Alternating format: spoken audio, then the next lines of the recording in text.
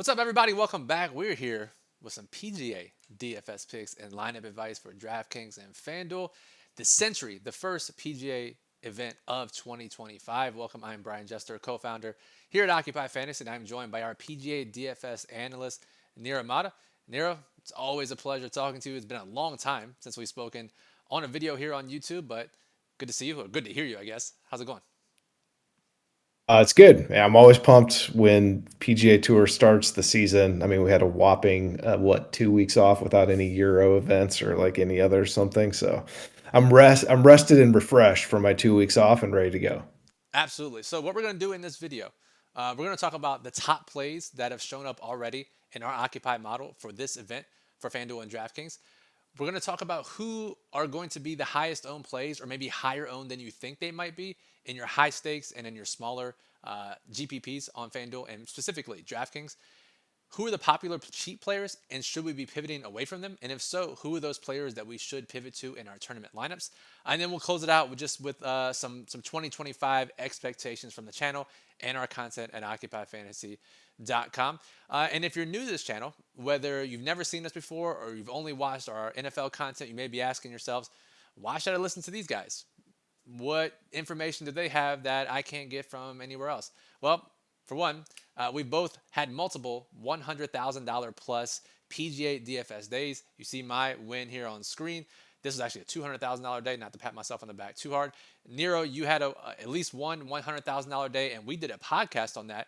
That is linked in the description. You probably saw it pop up at the top of the screen. But Nero, those were some good days. Oh, those were great days. Need one of those days to happen again in 2025. Let's make that happen. Let's make it happen. So let's jump into it. And again, this will be pretty much DraftKings focused because of the FanDuel contest sizing and their pricing is a little bit different. So we will mostly focus on DraftKings here.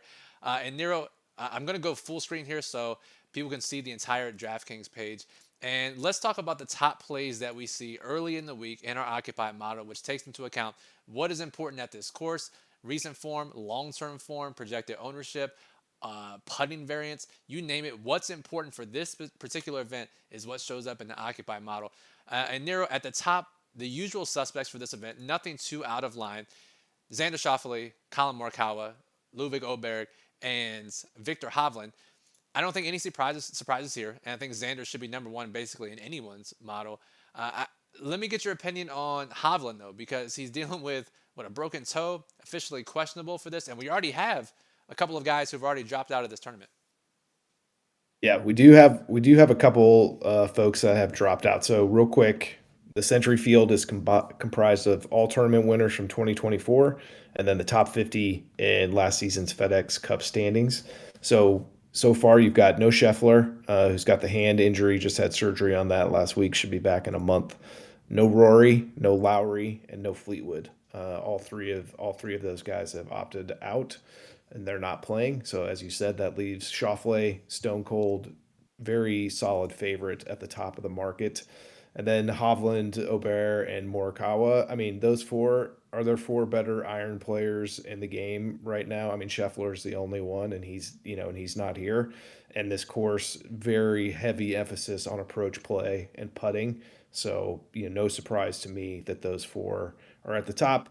I mean, Hovland will always give you a little bit of a scare when you need to make putts. But if you look through the history of the century, there are plenty of guys who have just like ball struck their way to the top of the leaderboard, and Hovland can certainly do that.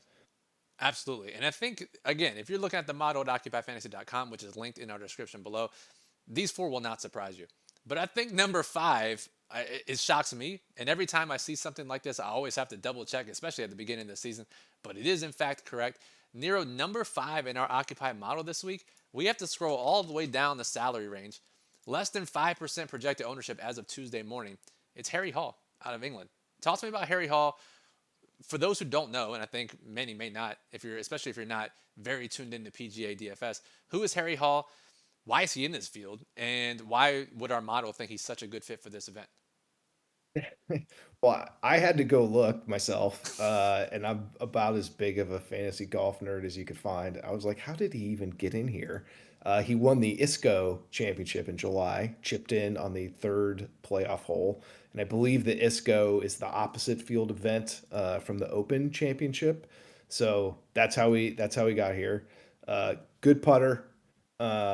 He's played recently, and uh, you don't have to be like an amazing driver of the golf ball to compete here. Also, English, right? Like the wind blows a fair amount here. The wind should be down this year. I didn't see anything more than like 10, maybe 15 max for wind on any of the days. Um, but certainly someone who with 4 guaranteed rounds can freewheel it. And anytime you're a very good putter in an event like this, there's you could do some damage. And we saw, in fact, this event last year, Chris Kirk, I think at the exact same salary and potentially the same exact ownership, win this event. So this is an event, Nero. We have some events on the schedule where we say you have to be elite ball striker, elite driver, whatever it may be. Here, that's not necessarily the case, and it's why guys like Chris Kirk last year and potentially Harry Hall this year could compete, right? Absolutely. You do not need to be an outstanding ball striker to win. There's really no pressure on your tee shots here. The fairways are massively wide open, especially with no wind. Ton of elevation and undulation, so you're going to have a lot of downhill, side hill lies, that kind of thing coming for your second shots into greens, and that just negates the skill a little bit. And the scores usually, you're talking almost 30 under to win this thing. So, anytime you get scoring like that, it's a putting contest in many ways for these guys because they're so good with the rest of their games, and that just increases the variance. So this course doesn't induce any fear off the tee. It sounds like you and I need to play this course. I would be great on this. I would find so many of my golf balls in the fairway, way more than usual. Next up in the model, again, a bit of a surprise when you consider the quality of players in this field, is Adam Scott, Nero. And again, you mentioned that Harry Hall has played recently. We know that to have success in this event, typically guys who play in November and especially December typically fare a little better than their baseline expectations for this event. Again, first event of the year, you knock off rust in November, December instead of knocking it off the first round of this tournament. And Adam Scott did that. He finished top three of the DP World Tour Championship back in November. How do you feel about Adam Scott's fit, and do you agree with the model's lofty ranking this week? I like Adam Scott this week. Also played recently in Australia. So there's the Australia Open and PGA Championship that happened late November and early December down in Australia. So he was down there playing in a few of those events. I think the best positive I can say about Adam Scott is, last over the course of the last 2 seasons, he's actually turned himself into like an above average putter, which is probably something I don't think I'd ever thought that I would say about him, like ever in my life. But we know he's a great ball striker. He has plenty of course experience, played recently. We know he can handle any type of breeze. And the fact that he's now, let's just say at least he's a tour average putter, but obviously very above average in the ball striking. So I can absolutely see a case to play him this week.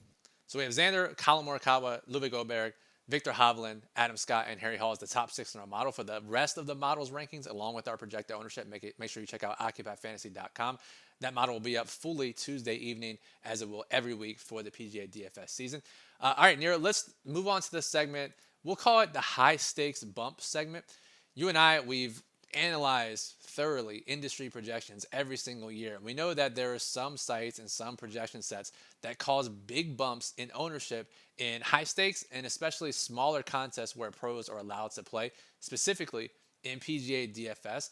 Who do you see this week as 4 or 5 guys that you may look at the projected ownership in our model, in our lineup builder, and think, oh, this looks pretty reasonable. And then you enter a contest, and then Thursday morning you open your contest and you say, oh, wow, these dudes are much higher owned than I expected. Who are 4 or 5 of those guys you expect to get that ownership bump? Sure.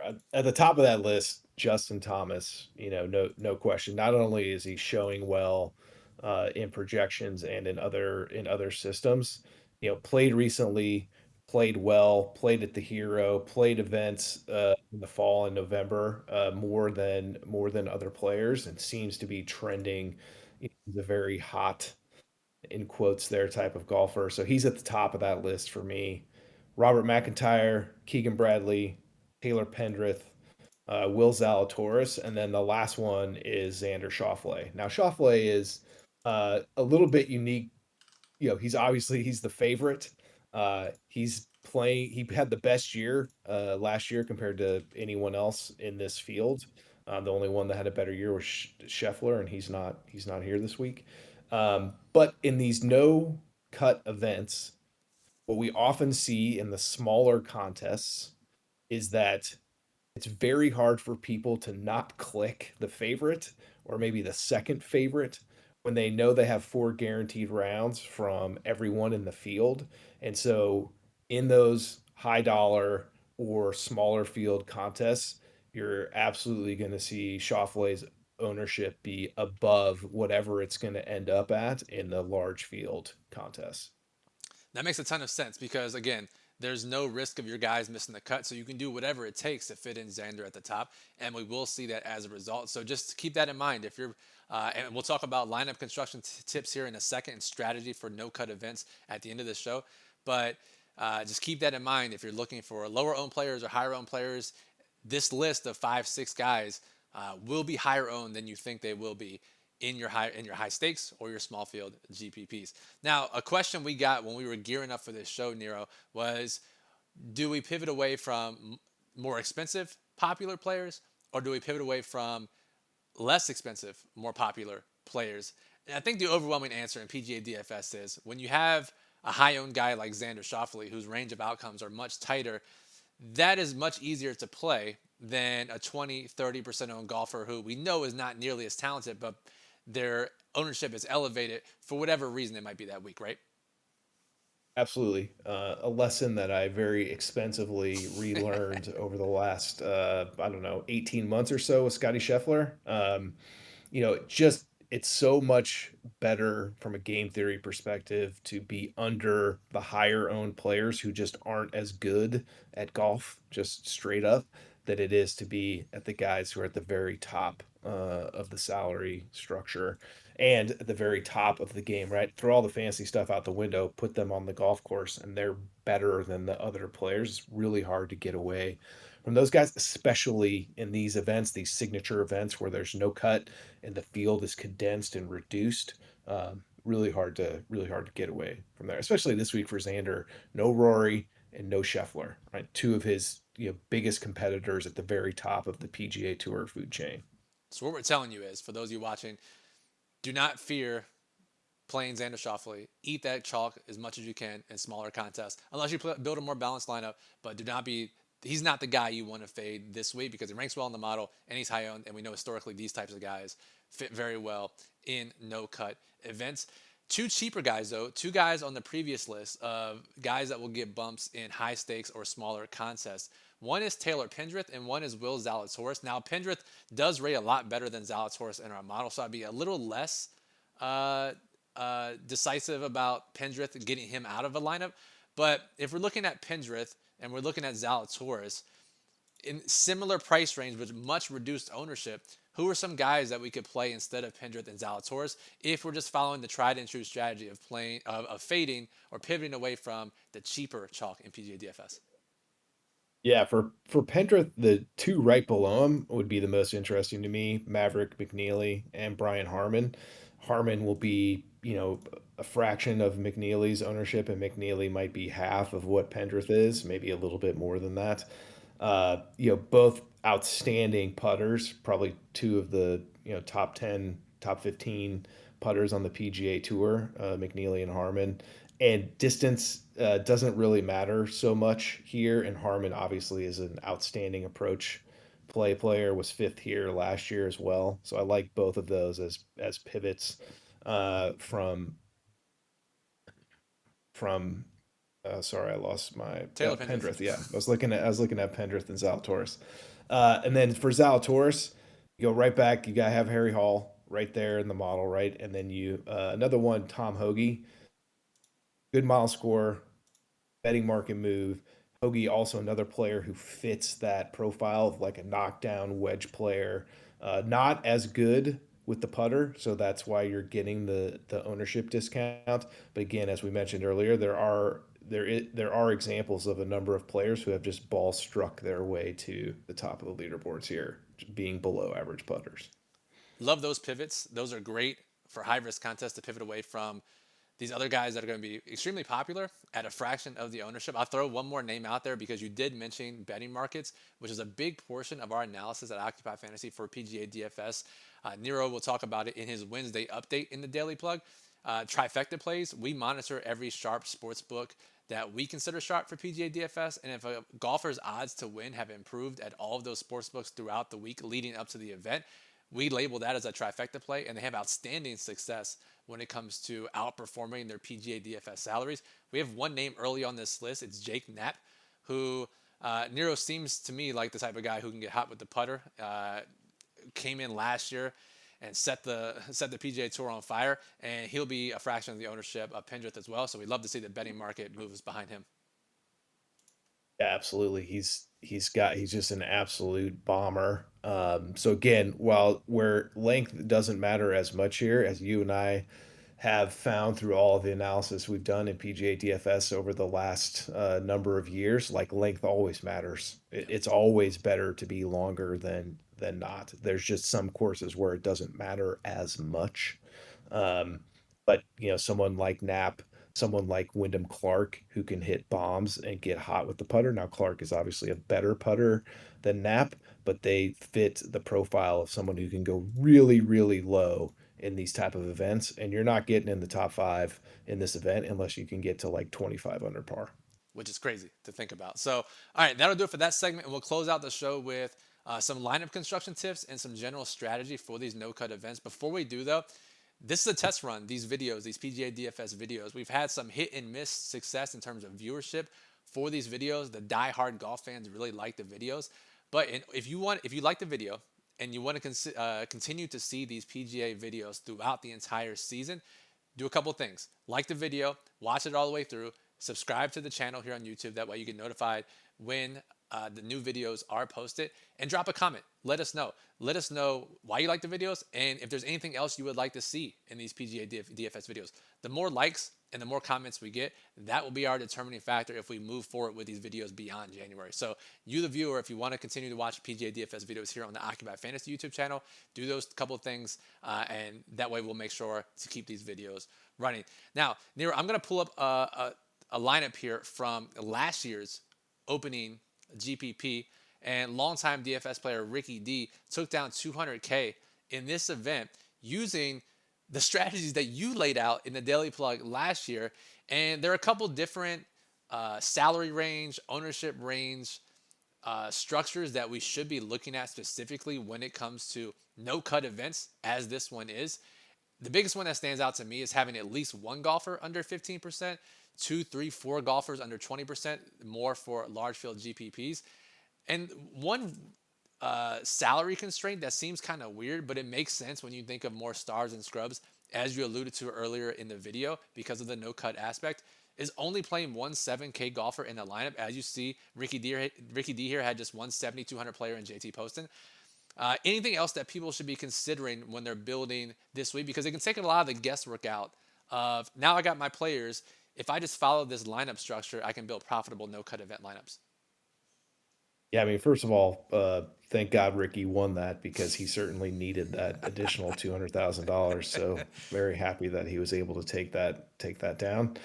Yeah, I think it can be very tempting in these type of small field no cut events to not include somebody that's low owned. Now, obviously, Kirk winning at sub 5%, automatically means you're not winning a giant GPP without him, on your roster. And it doesn't mean that a sub 5% guy is going to win this year. But if you look through the top 100 lineups of that contest, or even the top 500, and there are plenty of lineups in there that don't include Chris Kirk, but almost every single one of them has somebody, or at least two somebodies that's under 15%.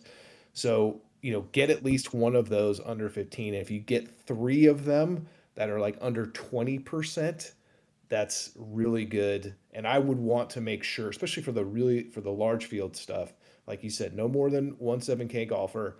And I I got to try to get at least one player that's under 10% owned in there to differentiate me enough to try to get close to the top of a GPP, of a sizable GPP leaderboard.